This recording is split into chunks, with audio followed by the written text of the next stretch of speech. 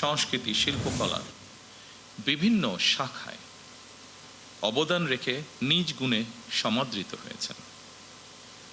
আমি অনুষ্ঠানের শুরুতেই এই কৃতিমানদের জানাই আন্তরিক অভিনন্দন।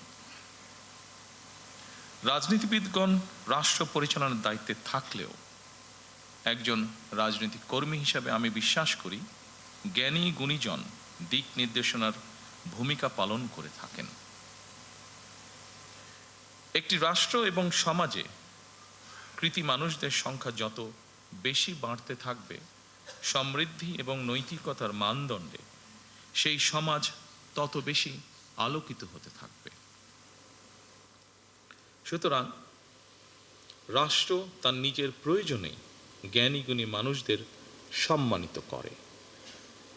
সম্মানিত সকল উপস্থিতিবৃন্দ, সুধীবৃন্দ, এই উপলব্ধি থেকেই স্বাধীনতার ঘোষক শহীদ প্রেসিডেন্ট জিয়াউর রহমান স্বাধীন বাংলাদেশে প্রথমবারের মতন 21শে পদক প্রবর্তন করেছিলেন। এটি শুধু একটি পদকই নয়, বরং এই পদকের মধ্য দিয়ে 52 ভাষা আন্দোলন থেকে আজ পর্যন্ত বাংলাদেশের ঐতিহাসিক ঘটনাবলীকে স্মরণে আনার পাশাপাশি যেসব বিজ্ঞজন শিক্ষা, সাহিত্য, শিল্পকলা, গবেষণা ও চর্চায় নিজেদেরকে এবং রাষ্ট্র ও সমাজকে সমৃদ্ধ করেছেন, তাদের সঙ্গে আপামর জনসাধারণের পরিচয় ঘটে।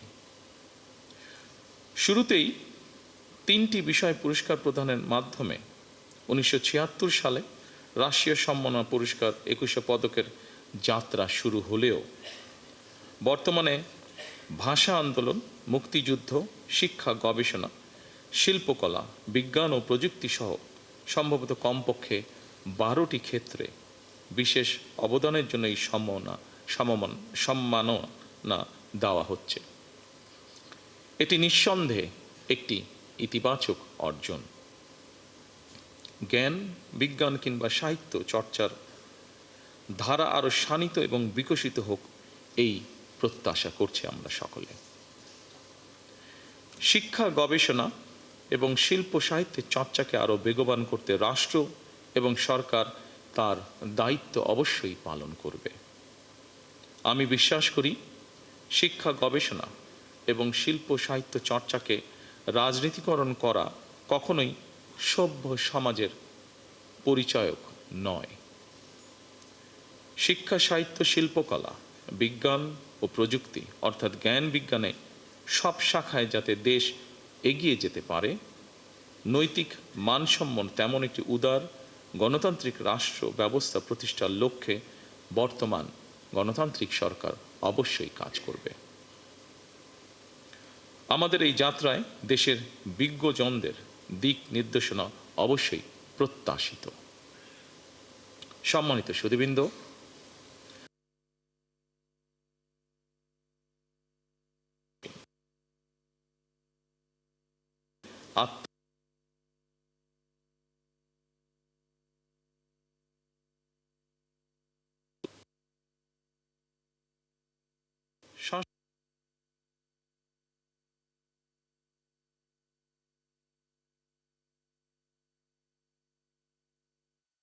দিকে মাতৃভাষা মর্যাদা প্রতিষ্ঠার সংগ্রাম এবং একই সাথে এটি ছিল জালেমের বিরুদ্ধে নিজেদের অধিকার প্রতিষ্ঠার আন্দোলন।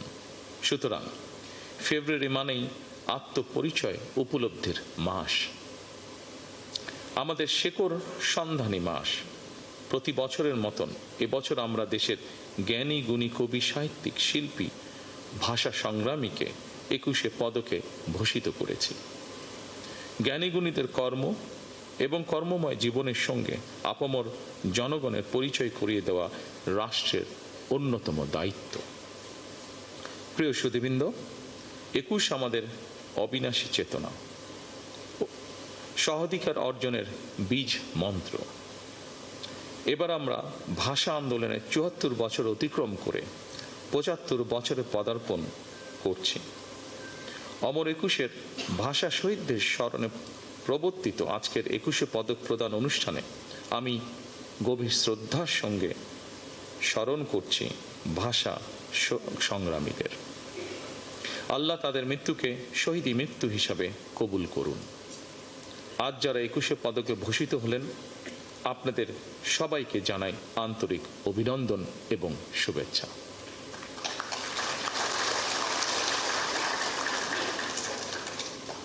আপনাদের সৃজন মুখর জীবন আরো দীর্ঘ হোক, কল্যাণময় হোক, আল্লাহর দরবারে সেই প্রার্থনা করছি। বাংলা ভাষা ও সাহিত্য নিশ্চয়ই একদিন বিশ্ব সাহিত্যের জগতে আলো ছড়াবে, এমন গর্বিত দিনের প্রত্যাশা করে আমি আমার বক্তব্য শেষ করছি। আল্লাহ হাফেজ। বাংলাদেশ জিন্দাবাদ। মাননীয় প্রধানমন্ত্রী।